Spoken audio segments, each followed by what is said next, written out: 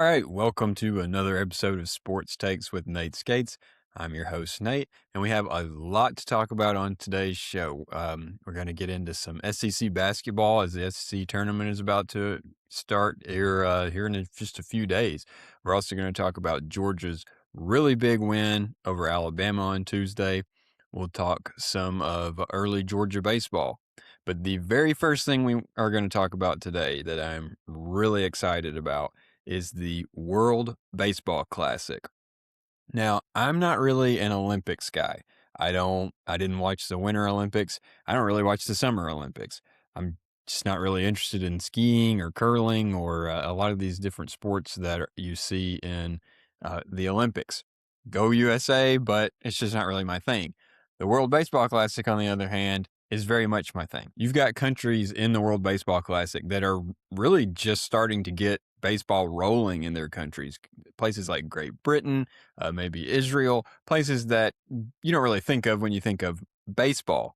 And then you have countries like the United States, Japan, Venezuela, where these teams are just absolutely loaded with not just MLB players, but the best MLB players in the game. You've got guys like Ronald Acuna on Venezuela. You've obviously got Shohei Ohtani on Japan. You've got Aaron Judge on the United States this season. And it's not just MLB players. Japanese baseball is another level from all other countries besides the United States, pretty much. If a guy plays in Japan, he can play with the United States generally. And you see Japan has actually performed a lot better in the World Baseball Classic than the United States has by and large. And so I've seen talk about this on social media, and I find it hilarious because it's true. You'll have it'll be a guy who his biggest MLB experience has been, playing in AAA, and he's going against Shohei Ohtani. Or I saw somebody talking about Australia's team today and said that they've got an MLB player at second base, but then they've got a 39-year-old firefighter in left field. And so that's really the way that the World Baseball Classic is. Some of these guys are just dudes who like baseball. They're good at baseball, and they're going out and playing against the best in the world. But then you also have countries with the very best they have to offer in the entire world going up against each other. You also see upsets. You would think that Japan, Venezuela, the United States, the Dominican Republic would win every game, and that there wouldn't be any upsets. But there are sometimes. Sometimes star-studded rosters do not necessarily always win every game in the World Baseball Classic. And there are incredible plays. 2023, which was the last World Baseball Classic, ended in the most exciting way it possibly could have. You could not have written a movie script better than the 2023 World Baseball Classic. Japan and the United States, the two baseball powerhouses, these rosters were packed with both Major League and Japanese stars. The championship game went down to the ninth inning, and you had Shohei Ohtani in the top of the ninth pitching against Mike Trout, who was the captain of the American squad. These guys were teammates on the Angels still at this time. Mike Trout was still kind of considered one of the best players in Major League Baseball, especially Shohei Ohtani obviously was. These are two of the greatest players in the history of baseball. And Japan is up 3-2, top of the ninth, 2 outs. Mike Trout's up to bat. It was one of the most exciting sporting events I've ever watched. And it all came down to those two. Shohei did strike out Captain America, unfortunately. And even still, I think about that game pretty often. And usually games where my team loses, I don't like the game. I don't think it was a good game. I hate it. I don't want to think about it anymore. But that was a game where I've just been anticipating this. I've just been waiting for the World Baseball Classic to come back. 3 years later, here we are again. And I'm really excited, not just to see the United States. I'm ready to see, I want to see some of the Netherlands and Aussie Albies go against Venezuela and Ronald Acuna. I think that's going to be fun. And that wasn't the only time that teammates have gone up against each other in a huge situation in the World Baseball Classic. In 2017, which is the only year that the United States won the World Baseball Classic championship, Adam Jones saved the day when he robbed his Orioles teammate, Manny Machado, of a home run. Adam Jones reaches over the fence, pulls the ball back, and Manny Machado just tips his cap to him. And those are two all-star players. Manny Machado is probably going to go to the Hall of Fame now. And those are just huge moments in the roar of the crowd. And you got guys dressed in colonial founding fathers costumes. People, it's national pride, it's patriotism. There's so much energy in the World Baseball Classic. And that's not just from the American side. It's not just from, you typically think of some of the Central American countries being a little more energetic fans than American fans. No, it's everybody. And you do get to see the energy from the Central American fans, who this is huge for them, but you also see it from the United States fans, and it's just awesome. I love it. So I'm definitely excited to start watching the games this week.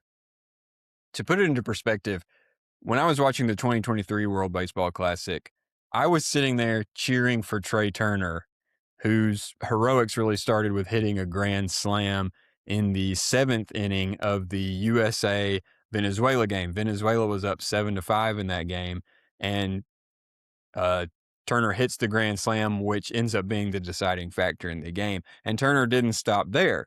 He hit 2 home runs against Cuba. He ended up with a 391 average, 5 home runs, 11 RBI in the World Baseball Classic. You can't really do it any better than that. That didn't exactly translate to one of his better MLB seasons, but it was insanely good in the World Baseball Classic. So I was sitting there cheering for Turner, a Philadelphia Philly who, if you know me, the Philadelphia Phillies are one of my least favorite teams in all of sports. They're certainly one of, if not my least favorite team in Major League Baseball, largely just that rivalry between the Braves and the Phillies. However, I was sitting there cheering for Trey Turner, who has been destroying my team since he was at the Washington Nationals. But that didn't matter. Country superseded the MLB disdain that you have for guys from other teams, rival teams.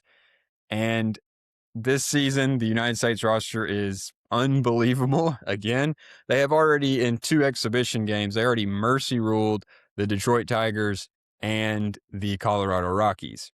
They're loaded with pitching. Got Paul Skeens and Tarek Skubal on this starting pitching roster. Logan Webb is going to pitch the first game for the United States on Friday. Hitting, you have Aaron Judge, Cal Raleigh. So there's the 1 and 2 in the AL MVP voting last year. You have Kyle Schwarber, Pete Crow Armstrong, Bobby Witt Jr., Byron Buxton, Bryce Harper, Ernie Clement, Bryce Terang, Gunnar Henderson, Alex Bregman, Paul Goldschmidt, Will Smith, and Roman Anthony. That is your roster. I didn't read all the pitchers on the roster, but that's who's playing for the United States. So I would say if the United States doesn't win the whole thing, even counting Japan, Venezuela, these other countries, it's going to be a letdown. It's going to be a huge letdown. And they're really going for it. This is really important to these guys. I don't know if you saw Paul Skeens say, probably somewhat tongue in cheek, that he had always wanted to serve in the military. And he said, well, this ain't that, but it's probably the next best thing. And I just love that mentality of this matters. And there's been times in the past where maybe you questioned whether the World Baseball Classic mattered, whether MLB players really cared that much about the World Baseball Classic. It matters, and they're going for it. And I'm really excited, and I really hope we get a little payback this year and are able to win the whole thing. So if you have not watched the World Baseball Classic before, or if this is not even on your radar, I encourage you. This is this is probably some of the best baseball, if not the best baseball, you're going to see all year, that you might see for 3 more years. Uh, it's one of the most exciting sporting events you're going to see. And, I will primarily be watching the United States, but you also try to catch some innings of some of these other teams' games, and guys are really playing hard. There is a debate among fans, among owners, players, that some guys don't want their players playing in the World Baseball Classic. Edwin Díaz, closer for the Mets, he's now with the Dodgers. We talked about that on the show. Was hurt celebrating in the 2023 World Baseball Classic, and he was out for the entire season. Edwin Díaz at the time was the best closer in baseball, and before this MLB season has even started, he's out for the whole year. And so injuries can happen. Injuries to superstars can happen. So that's a risk. That is a big risk where ownership, fans might think this is not worth it. These are meaningless games. However, I think it's worth it. I think the players think it's worth it. Obviously, you don't want to get hurt. The guys could get hurt in spring training. The guys could get hurt in an MLB game. Guys can get hurt in a freak accident. You only get one chance to do this every few years and play for your country, play games that matter before the season starts. Spring training, meh, you're getting geared up, ready to go for the MLB season, but the games don't matter. The World Baseball Classic matters. Just ask the players, ask the fans. So I think it's a really good opportunity for guys. And, it's like the Olympics. It's like the Olympics. A lot of people think the Olympics matters. So it's the same thing. So personally, I'm glad really good players are playing in it. I'm a Braves fan. A lot of the Braves players are playing in it. You've got Ronald Acuna, I mentioned earlier. Ronald Acuna's had a lot of injuries. He's really important to the Braves. I still want him to play. I'm still glad he's playing. So I hope he doesn't get hurt, but, that could happen to anybody. So the United States has Brazil in its first game on Friday night, and then Great Britain in the second game. So if you don't have anything to do, or even if you do, try to catch some of the game, try to catch some of the highlights. It'll be worth your time.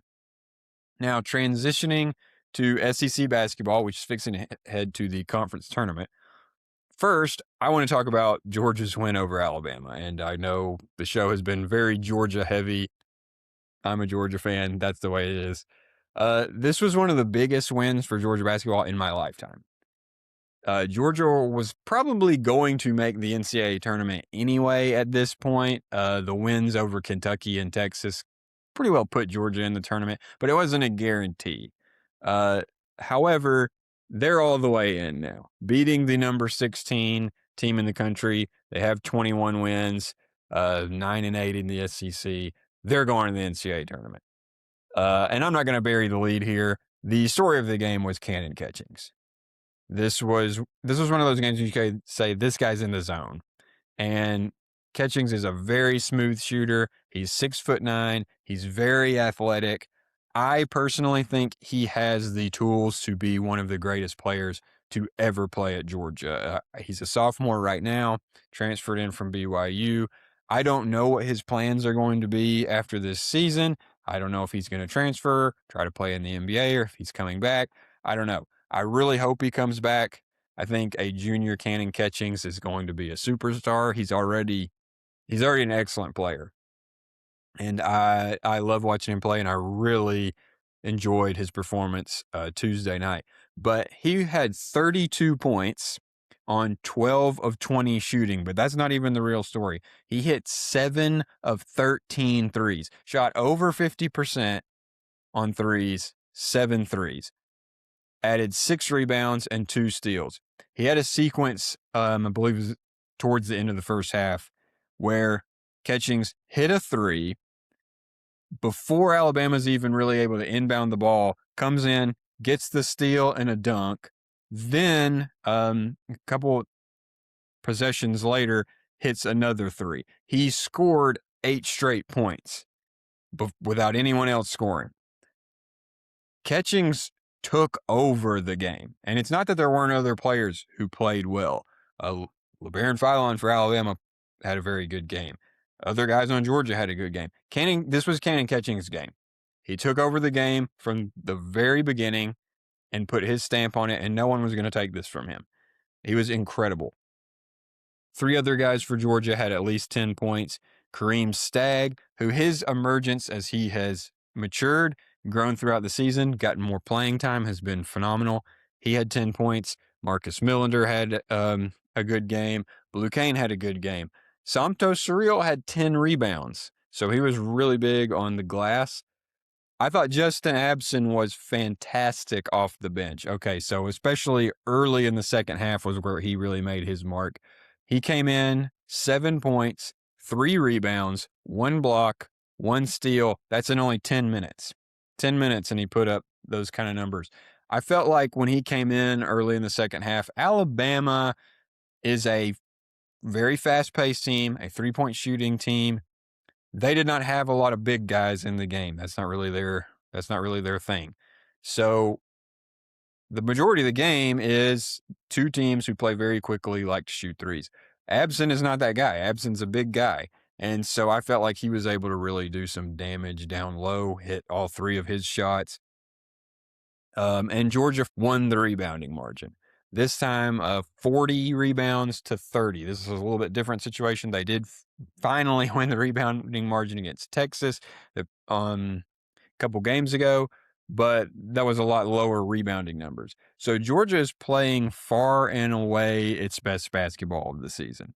Yes, they started really cold shooting against Vanderbilt in Nashville, and I also felt like they really didn't handle the late game situations well in the Vanderbilt game. But this is the best stretch of the season for them. Played 4 NCAA tournament teams, have won 3 of those games, had a close game with Vanderbilt on the road. So as the SEC tournament gets started, I do think Georgia could make a run, but the SEC is Florida and then everybody else. Florida has proven themselves all conference schedule that they are the class of the SEC, and it's not really that close. And it's not because no one else can hang with Florida. No one can, make it a close game, but game in, game out, Florida finds a way to get it done. And I just don't see, if they're bringing it in the SEC tournament and they're really trying to win it, I don't see anybody beating them. However, after Florida, you have this mass of teams that are all pretty much the same. You could parse between who is better over the course of the whole season, but any given game, the following teams could beat each other. You have Vanderbilt, Alabama, Georgia, Texas, Tennessee, Kentucky, Missouri, Texas A&M, Arkansas. So just like, let's just take it from Georgia's perspective. Georgia lost to Vanderbilt on the road, beat Alabama at home, split with Texas, got dominated the first time and then won pretty convincingly the second time, lost to Tennessee, beat Kentucky, beat Missouri, got dominated by Texas A&M, lost to Arkansas. So that's just Georgia's situation there. All of these teams beat up on each other. And it's not even just those teams. I think those are the teams in a big wad after Florida. But Oklahoma and Auburn can win these games. Oklahoma manhandled Georgia. Georgia had a very close win against Auburn. So anybody in this conference can beat anybody. There's no doubt about that. But so I think the SEC tournament is going to be bonkers. You don't have any idea what is going to happen. Tournament games are so exciting. The only SEC tournament that I have gotten the opportunity to go to was 2015, I think it was. Georgia had a pretty good team that year. They were playing first or second day. I got to go see them last game of the night against South Carolina. J.J. Frazier hit a huge last-second three-pointer, won the game. It was one of the most exciting sporting events I've ever been to, and there was hardly anybody there at that time, so I had like a whole row to myself. My dad was sitting behind me with a whole row for him, and you basically could just run up and down the aisle celebrating. It was so exciting. So we got tickets for the next day's game, got matched up against Arkansas. I believe that was the Bobby Portis Arkansas team. Didn't go well. A little bit overmatched against that Arkansas team. However, the SEC tournament's going to be crazy. Again, I would expect Florida to win. From Georgia's perspective, I want to avoid Florida and Tennessee. If you get to the final 2 rounds, you're probably going to have to play at least one of them. However, the way that it's shaping out right now, I don't know that Georgia's going to have to play one of them until they reach the final. We'll see what the final bracket looks like. Those are terrible matchups for Georgia. We talked about that on this show. Georgia is rebounding a lot better than they were. They're not a good rebounding team, period. Florida and Tennessee are phenomenal rebounding teams. I haven't checked their stats in the last couple weeks, but these are 2 of the top 5, top 10 rebounding teams in the country. Georgia just doesn't win those games, okay? Georgia just isn't going to win those games. So the Tennessee game was really close. Georgia should have won that game, but they got manhandled rebounding, and I don't really want to test that again and see if we can pull it off. So I would like to see if Georgia, or personally, I would like to see Georgia have different matchups. I would rather play Alabama again. I would rather play Vanderbilt again. I would rather play Texas and Texas A&M again than Florida and Tennessee. Not necessarily because I'm saying Tennessee is better than those teams, just because I think it's a bad matchup for Georgia. Other teams that I think could make a run in the SEC tournament, I mean, I could see Vanderbilt. I could see maybe Kentucky if they get going. Tennessee, you never really know what you're getting with Tennessee, Arkansas, but I think this is Florida's tournament to lose. So now on to Georgia baseball. So this is just the way college baseball is. You are going to lose some games to teams that would be considered smaller competition. But Georgia is having a very up and down, wild season. They are run ruling teams. They are hitting the ball all over the yard. Home runs everywhere. Trey Phelps is playing like Charlie Condon played a few years ago. Somehow, despite all that, despite games where they're putting up 17, 20 runs, they have losses to Wright State, Troy, and Western Carolina, all already a couple weeks into the season. So I wouldn't say that I have no concerns about that. I do. But this early, with the number of transfer players that Georgia has this season, I would not get at all overly concerned over, 3 early losses. I do think Georgia needs to find that killer instinct in baseball. They need to get that going. I've talked about recently their struggles in the NCAA tournament the last several years, but other teams have lost games. You had other highly ranked SEC teams really lay eggs in some of these games against what is considered smaller competition. This isn't football, okay? So the Troys of this world do beat SEC teams. It is not a shock for that to happen. And all of these games that Georgia has lost were close losses. You had a 9-10 loss to Western Carolina on Wednesday. You had a 1-run loss in the 12th inning to Troy the previous Wednesday. And you had a 3-run loss in your first series of the season against Wright State. That's not getting blown out. So also 2 of these 3 losses, as I had noted, came on midweek games instead of weekend series. I don't know what to tell you about that, but I would say they need to get that worked through.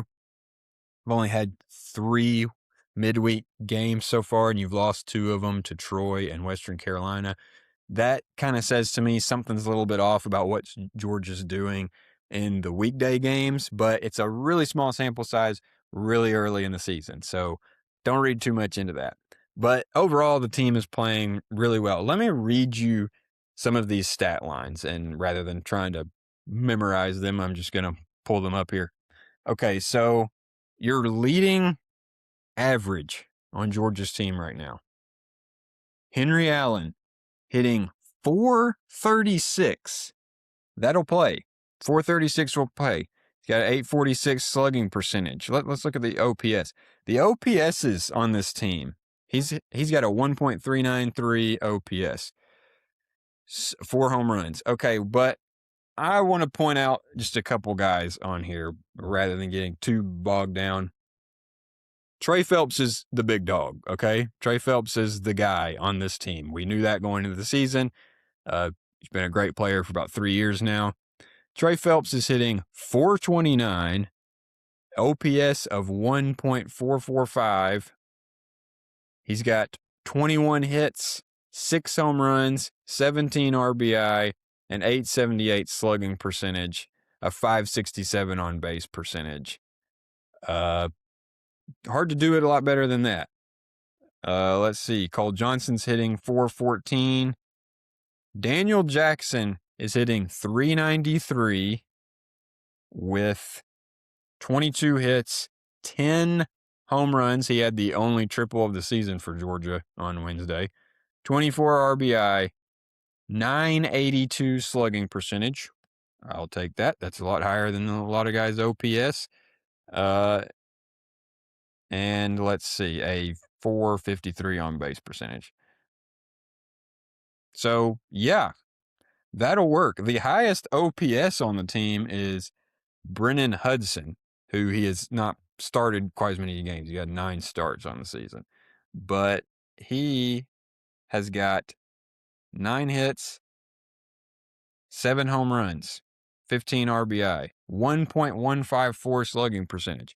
So what I'm getting at is these guys are hitting the cover off the ball. They are absolutely dominating on offense. The pitching's been really good most games. So I'm not worried. I think Georgia's going to have a really good season. I do want to see them lock it down.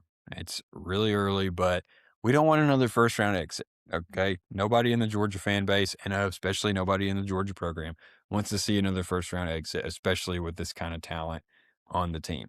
I don't think that's going to happen. I'm going to think positive. I think we're going to have a great season. I really like what I'm seeing so far. And I like that even in these games that they're losing are really close. So anyway, I'm excited for this week. It's been a big week for Georgia. Got a lot going on. SEC tournaments coming up. The NCAA tournament's fixing to come up. We already had the Sun Belt Conference tournament already started this past week. So we're into March Madness and we're into baseball. You made it. You survived January, February, early March. Here we are. So I'm hoping you're enjoying the spring weather. Hope you're enjoying a resurgence and a revitalization of sports. And I hope you'll try the World Baseball Classic if you haven't already. So if you enjoyed the show, let me know, who do you think is going to win the SEC tournament? What do you think of Georgia's big win against Alabama? Give me some of your March Madness predictions. And once March Madness really gets going, and I'm going to make some tournament brackets, I'll tell you who I think the most likely upsets are going to be. Give you my Final Four picks. I will tell you, not that this is impressive because about 25% of the country picked them last year. I did pick Florida to win the national championship last year, and that was correct. So I may get a lot of things wrong, but at least I got that right. So we'll talk predictions. If you want to join a bracket challenge with me, that'd be great.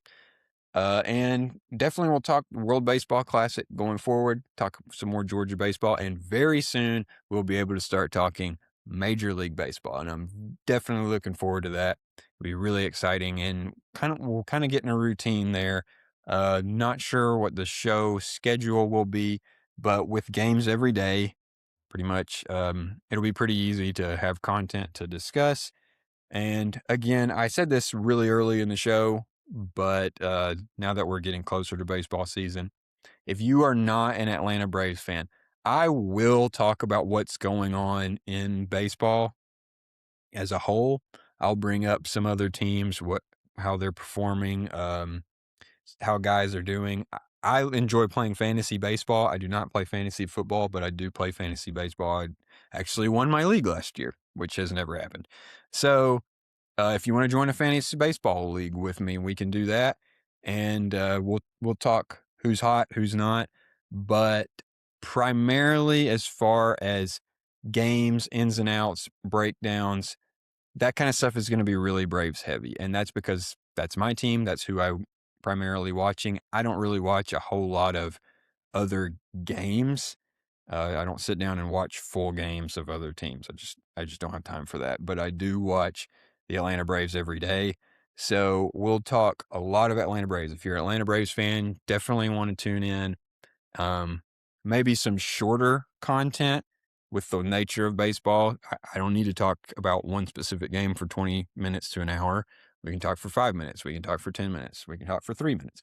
So anyway, that's kind of what's going to come up. And I do want to tell you, I'm having an episode coming up in probably mid to late March. We'll see how the schedule with March Madness works out, that I'm really excited about. And we've been talking about and planning for a while. I want to go ahead and kind of start laying the groundwork for that. So I've got a really good friend who works in the mental health field.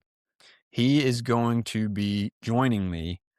It'll be our first interview on the show to talk about sports related anxiety. So this is a topic that is really near and dear to me, and I'll talk about this some more later on the show.